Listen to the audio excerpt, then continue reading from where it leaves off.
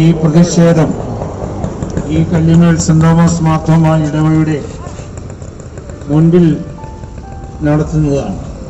ഇടവക ചുമതലക്കാർ, പ്രായമുള്ളവർ, മാർത്തോമ യുവനസഖ്യ അംഗങ്ങൾ, ചുമതലക്കാർ, കർഷകരെ പ്രതികരിച്ച് ഈ കർഷക സമരത്തിന് ആഹ്വാനം നൽകിക്കൊണ്ട് എത്രയും പെട്ടെന്ന് ഈ കർഷക സമരം അവസാനിപ്പിച്ച് ഭാരതത്തിലെ ഇന്ത്യ കാർഷിക മേഖലയെ അവരുടെ അധ്വാനത്തെയും അവരുടെ പ്രയത്നത്തെയും മാനിക്കുകയും നമ്മുടെ കൺസ്യൂമർ സ്റ്റേറ്റായ കേരളം, നാം മറ്റ് സംസ്ഥാനങ്ങളെ ആശ്രയിച്ചാണ് കേരളത്തിൽ നാം കഴിയുന്നത്.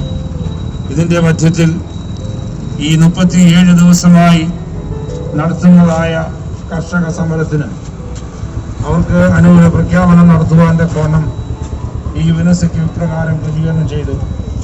ഇപ്പോൾ യുവനസഖ്യത്തിൻ്റെ സെക്രട്ടറി ജെബി മാത്യു ഇപ്പോൾ സ്വാഗതം പറയും. തുടർന്ന് നമ്മുടെ തീരുമാനങ്ങൾ റോണി വൈസ് പ്രസിഡന്റ് വായിക്കുന്നത്.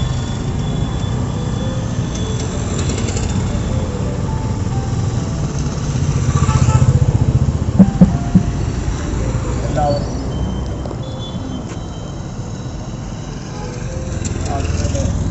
സ്വാഗതം അറിയിച്ചതാണ്.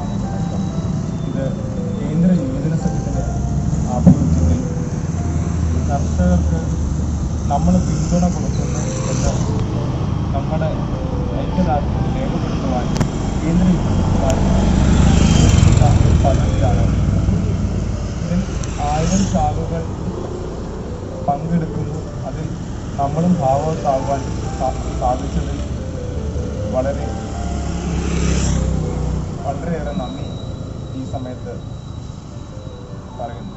വന്നുകൂടിയ ഏവരും അച്ഛൻ സഖ്യത്തിൻ്റെ പ്രസിഡൻ്റായി, വൈസ് പ്രസിഡന്റ്, ഇടവകയുടെ സെക്രട്ടറി, പ്രസ്ഥാന സമിതി അംഗങ്ങൾ, ഇടവക ചുമതലക്കാരുണ്ട്, ഇടവകയിലെ ഓരോ യുവാക്കൾ, ഇടവകയിലെ എല്ലാ എല്ലാവർക്കും നന്ദി. വന്നുകൂടി എല്ലാവർക്കും ഉള്ള സ്വാഗതം ഈ സമയത്ത്.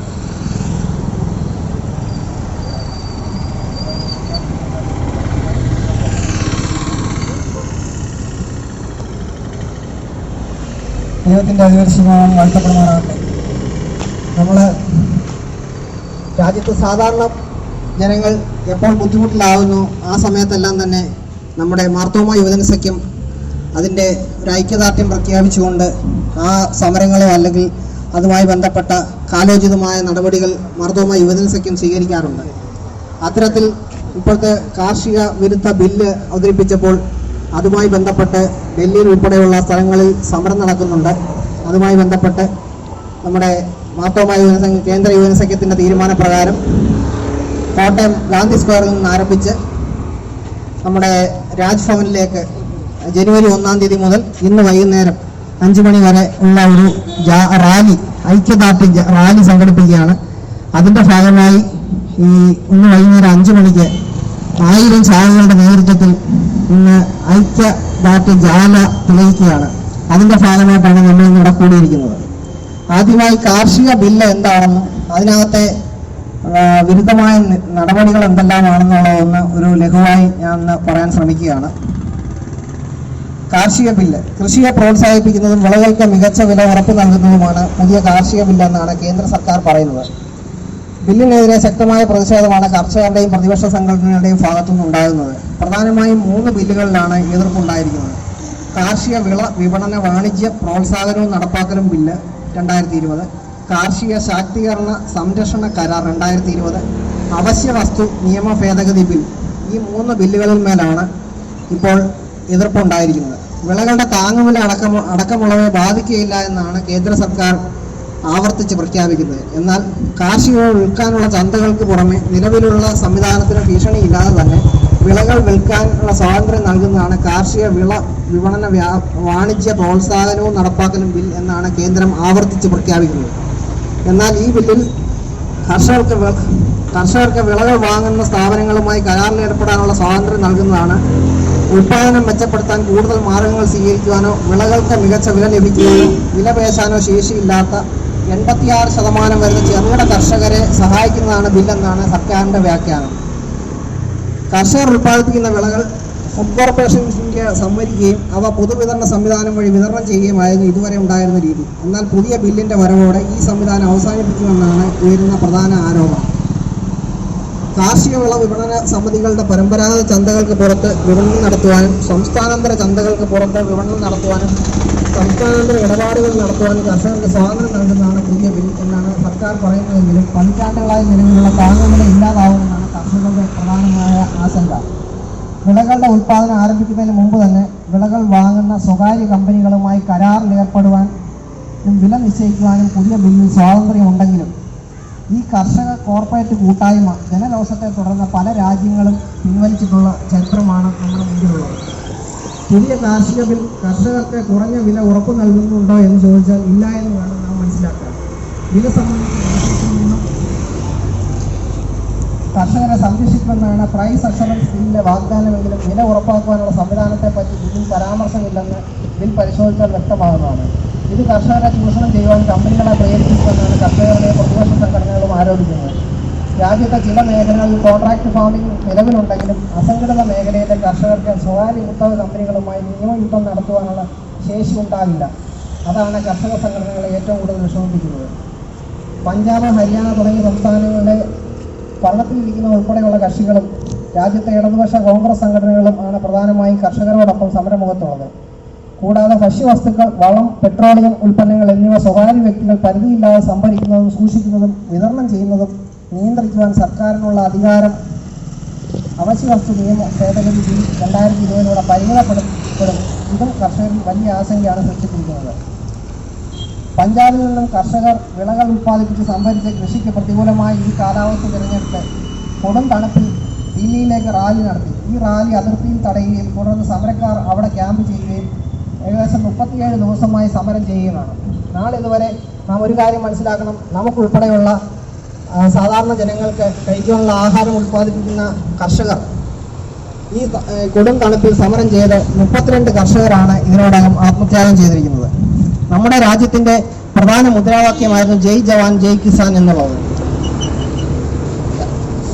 അത് എന്തുകൊണ്ടാണെന്ന് ചോദിച്ചു കഴിഞ്ഞാൽ നമ്മുടെ രാജ്യത്തിൻ്റെ നിലനിൽപ്പ് തന്നെ രാജ്യത്തിലെ കാക്കുന്ന ഭടന്മാരുടെയും ഈ കർഷകരുടെയും പ്രവർത്തനങ്ങളിലൂടെയാണ് നമ്മുടെ രാജ്യം നിലനിന്ന് പോന്നിരുന്നത്. എന്നാൽ ഇപ്പോൾ ആ മുദ്രാവാക്യം മാറി ഈ കർഷകരെ അവഗണിച്ചുകൊണ്ട് കർഷകർക്ക് വേണ്ടാത്ത ബിൽ അടിച്ചേൽപ്പിക്കാനുള്ള ശ്രമമാണ് ഇപ്പോൾ നടന്നുകൊണ്ടിരിക്കുന്നത്. ഇതിനെതിരെയാണ് നമ്മുടെ രാജ്യത്ത് ഇപ്പോൾ കർഷക വിരുദ്ധ ബില്ലിനെതിരെ സമരം നടന്നുകൊണ്ടിരിക്കുന്നത്. ഈ സമരത്തിനെതിരായിട്ടാണ് നമ്മളിപ്പോൾ യുവജന സഖ്യത്തിൻ്റെ നേതൃത്വത്തിൽ ഇപ്പോൾ ഒരു ഐക്യദാർഢ്യ പ്രക്ഷോഭ റാലി സംഘടിപ്പിക്കുകയും അതിൻ്റെ ഭാഗമായി 1000 കേന്ദ്രങ്ങളിൽ ഇത്തരത്തിലുള്ള ജ്വാല സംഘടിപ്പിക്കുന്നതുമായി ബന്ധപ്പെട്ട് നമ്മൾ മുന്നോട്ട് പോകുന്നത്. നമ്മുടെ യുവജന സഖ്യത്തിൻ്റെ ഉൾപ്പെടെ നമ്മുടെ ഇടവകയുടെ എല്ലാം ഐക്യദാർഢ്യം ഇതോടൊപ്പം അറിയിച്ചുകൊണ്ട് നമ്മൾ ഈ ജ്വാല തെളിയിക്കുന്നതിനായി അച്ഛനെ ക്ഷണിക്കുന്നു. ജ്വാല തെളിയിക്കുന്നതിന് മുമ്പായിട്ട് ഇടവക പ്രതികരിച്ചല്ല പ്രിയപ്പെട്ടുകൊണ്ട് നമ്മുടെ ഇടവക സെക്രട്ടറി ബഹുമാനപ്പെട്ട പ്രൊഫസർ സാബു സാറ് ഒരു വാക്ക് ആശംസ അറിയിച്ചിട്ട് മെഴുത്തിരി ദീപം തെളിയിക്കുന്നതായിരുന്നു.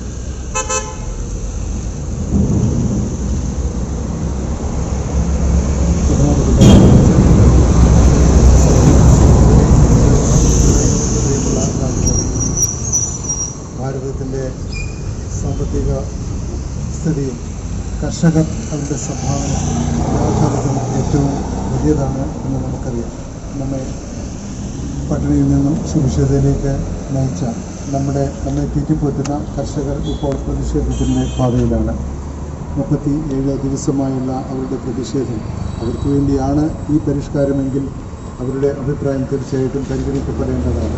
അത് കേൾക്കാതെ പോകുമ്പോൾ നമ്മുടെ സഹോദരങ്ങളോട്, നമുക്ക് അന്നം നൽകുന്നവരോട് നമുക്കുള്ള കടപ്പാട് ഈ പ്രതിഷേധ കൂട്ടായ്മയിലൂടെ അവരോടുള്ള നമ്മുടെ ഐക്യദാർഢ്യത്തിലൂടെ പ്രകടിപ്പിക്കുകയാണ്.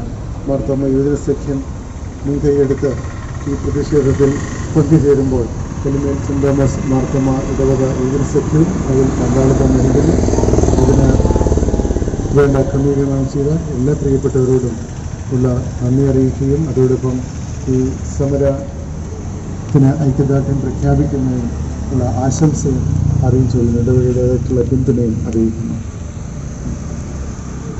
ഇപ്പോൾ നിങ്ങളുടെ കയ്യിൽ മെഴുകുതിരിയുണ്ട്. ദീപം തെളിയിച്ചിട്ട് നമുക്ക് പ്രാർത്ഥിക്കും. പ്രാർത്ഥിച്ച ആശീർവാദത്തോടുകൂടി നമ്മുടെ കർഷകരുള്ള ഐക്യദാർഢ്യം പ്രഖ്യാപിക്കുന്നതായിട്ടാണ്. ഇന്ന് ചുരുങ്ങിയ നോട്ടീസിലാണ് ഇത്തരം ക്രമീകരണം ചെയ്തത്.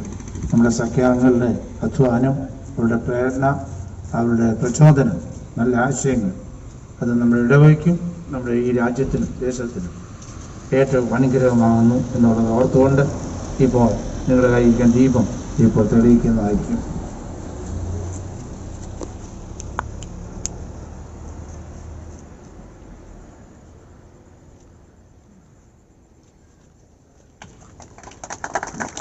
എല്ലാവരുടെയും കയ്യിൽ ദീപം കൊടുക്കാട്ടെ.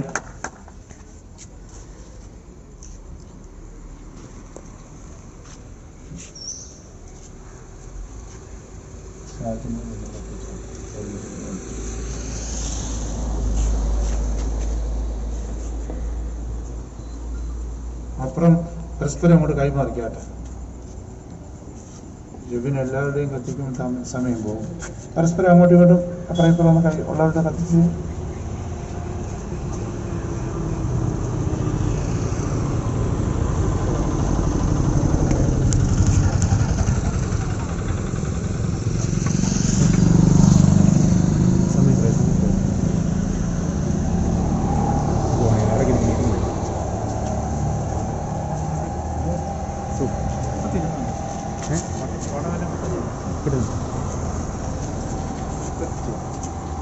ഇപ്പോൾ നമുക്ക് ഐക്യദാർഢ്യം പ്രഖ്യാപിക്കുന്ന ഭാഗമായി നമുക്ക് പ്രാർത്ഥിക്കാം.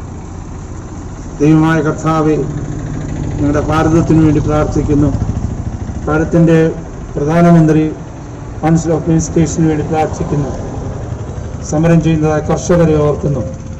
അവർ മഞ്ഞും മഴയും വെയിലും വകവയ്ക്കാതെ പ്രത്യേകിച്ച് തുറന്ന സ്ഥലത്ത് രാജ്യത്തിന് വേണ്ടി നടത്തുന്ന സമരത്തിൽ ജീവനസത്യം ഐക്യദാർഢ്യം പ്രഖ്യാപിക്കുന്നതിന്റെ ഭാഗമായി 1000 ശാഖകൾ ഈ സന്ധ്യാസമയത്ത് ഇപ്രകാരം അവർക്ക് ഐക്യദാർഢ്യം പ്രഖ്യാപിക്കാൻ ഇടയാക്കിയത് ഓർത്തിനെ വാഴ്ത്തുന്നു. ഞങ്ങളുടെ കല്യമേൽ സെന്റ് തോമസ് മാർത്തോമ ഇടവക ജീവനസഖ്യ അംഗങ്ങൾ, ഇടവക ജനങ്ങൾ, നമ്മളെല്ലാവരും കൂടി ചേർന്ന് നാളെയുള്ള തുറഞ്ഞ ചർച്ചയിൽ ഇതിന് പരിഹാരം ഉണ്ടാകുവാനും സമരമെല്ലാം മാറ്റിവെച്ച് ഏകോദര സമരങ്ങളെ പോലെ രാജ്യത്തിൻ്റെ നന്മയ്ക്കും കാർഷിക വിളവെടുപ്പും അധ്വാനിക്കുന്നവരുടെ അധ്വാനത്തിന് നല്ല പ്രതിഫലം കിട്ടത്തക്കവണ്ണമുള്ള ക്രമീകരണം എല്ലാ ഭാഗത്തും ഉണ്ടായി സമരം അവസാനിപ്പിക്കുവാൻ സഹായിക്കുവാൻ സാധിക്കും. 32 പേരുടെ ജീവൻ പൊടിഞ്ഞല്ലോ. അവർക്ക് ദുഃഖത്തിലിരിക്കുന്ന കുടുംബാംഗങ്ങളെ ഞങ്ങൾ ഓർക്കുന്നു. രാജ്യത്തുള്ള എല്ലാ ജനതയും ഞങ്ങൾ ഓർക്കുന്നു, പ്രാർത്ഥിക്കുന്നു. ഞങ്ങളുടെ കല്ലുമേൽ ദേശത്തെ ഓർക്കുന്നു, ഇറവുങ്കര സ്ഥലത്തെ ഓർക്കുന്നു. പ്രകാരം കൂടി വരുവാൻ ഈ സത്യാങ്ങളെടുത്ത മുദ്രയെടുത്ത് ഞാൻ വായിക്കുന്നു. കൃപയിൽ പൊങ്ങിയിടമേ, മാനവ മഹോത്സവം എടുക്കണമേ, നമ്മുടെ രാജ്യത്തെ അനുഗ്രഹിക്കണമേ. സകലവും യേശുവിൻ്റെ നാമത്തിൽ തന്നെ. സ്വർഗസ്ഥനായ ഞങ്ങളുടെ പിതാവേ,